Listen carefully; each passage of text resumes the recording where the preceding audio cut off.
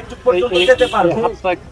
আমাদের সবচেয়ে বড় কথা যেটা, আমি অনেক জীবনে রিস্ক নিয়ে এখানে এসেছি, কারণ সীমান্ত এলাকার মানুষদের দেখার কেউ নাই বাংলাদেশে। সীমান্ত এলাকায় হসপিটাল নাই, সীমান্ত এলাকায় স্কুল নাই, সীমান্ত এলাকায় কর্মসংস্থান নাই। আমাদের বাংলাদেশের বিজিবিকে শক্তিশালী করতে হবে। বিজিবির কোনো ভয় নাই, বিজিবির পিছনে পুরো বাংলাদেশের দামাল ছেলেরা আছে ইনশাআল্লাহ। 18 কোটি মানুষের যতদিন শরীরে রক্ত আছে ততদিন বাংলাদেশের সার্বভৌমত্বের উপরে এক আঁচড় কাউকে লাগাতে দিব না ইনশাআল্লাহ। আমরা সবাইকে একটু স্লোগান করতে পারবো ইনশাআল্লাহ। দিল্লি না ঢাকা,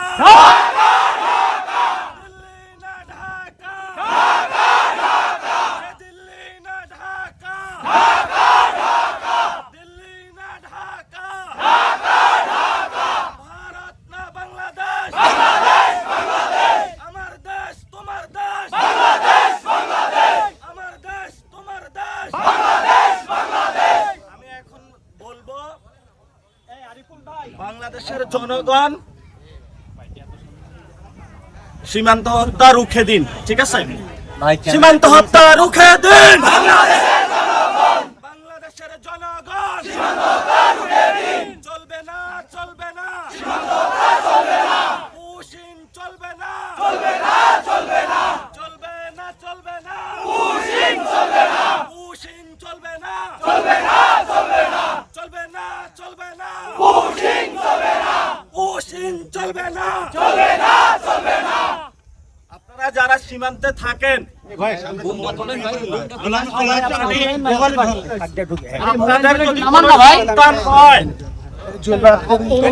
তাদের চাকরি বাকরির কোনো এখানে ব্যবস্থা নাই, এবং বাংলাদেশের সীমান্তে কোনো মানুষ গরু চোরাচালান করে না, এগুলা ভারতীয়রা করে।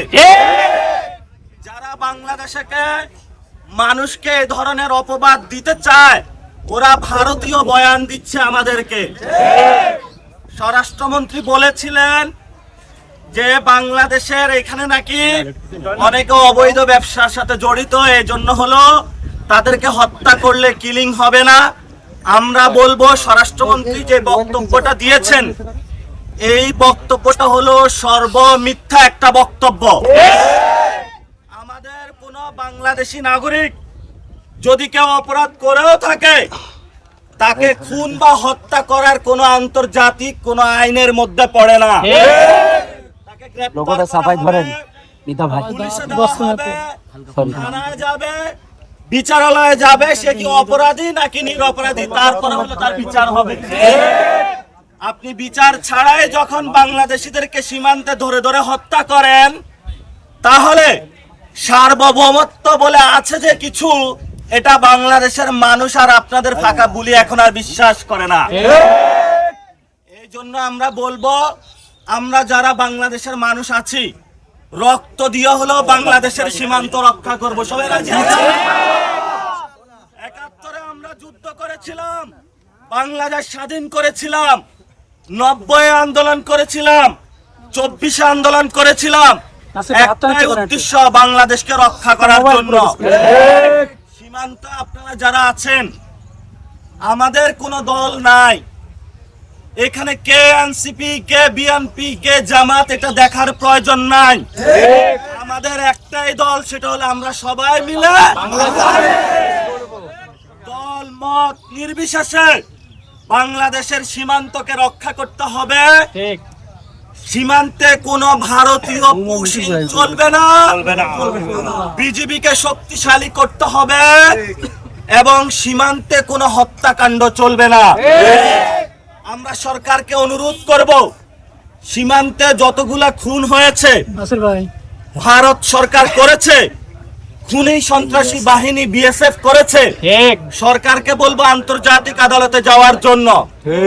ভারতকে হলো আন্তর্জাতিক আদালতের কাঠ গড়ায় দাঁড় করানোর জন্য, যে তুমি বাংলাদেশি নাগরিকদেরকে কেন খুন করেছ। ভারত একটা খুনি রাষ্ট্র, বিএসএফ একটা খুনি বাহিনী। থেকে খুনি রাষ্ট্র থেকে বাংলাদেশের নাগরিকদেরকে রক্ষা করতে হবে।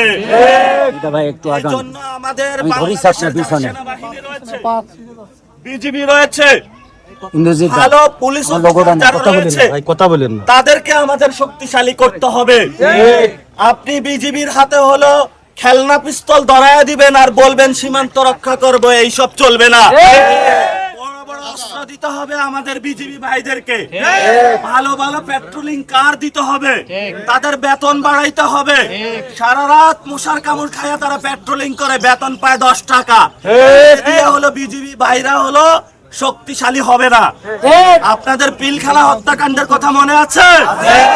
অনেক বিডিআর বাইকে হত্যা করা হয়েছিল, সেগুলোর কি আমরা এখনো বিচার বুঝিয়ে পাইছি? ইতিমধ্যে কয়েকদিন আগে বক্তব্য দিয়েছে মমতা, গতকালকে যে বাংলাদেশে বড় একটা খুনের ঘটনা ঘটেছে সে বিষয়ে অমিত শাহ তাকে নির্দেশনা দিয়েছিল। তাহলে আমার সীমান্ত দিয়ে কিভাবে আমার ওসমান হাদি ভাইয়ের খুনি পালিয়ে যায়? এটা সরকার এখন আছে। ওসমান হাদি ভাইকে কে খুন করেছে আমরা এটা জানতে চাই। আমরা হলো কাদা ছোড়াছুড়ি চাই না। এটা কি জামাত করেছে, নাকি এনসিপি করেছে, নাকি বিএনপি করেছে? এইসব দোষার উপর রাজনীতি বাংলাদেশে জজ মিয়া নাটক চলবে না। তাকে আপনারা বের করেন। আমরা মনে করি আপনারা যদি এখানে গড়িমাসি করেন তাহলে আপনারা শেখ হাসিনার আমলে বা অতীতে যেইভাবে হলো সাগর রুনি হত্যাকাণ্ডের বিচার হয় নাই বাংলাদেশে, সেই পথে আপনারা হাঁটছেন।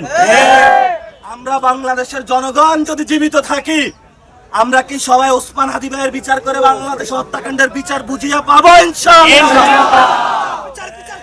বিচার বিচার বিচার চাই, বিচার বিচার বিচার চাই, হাদি হত্যার বিচার চাই। Justice justice, we want justice. আমরা এখানে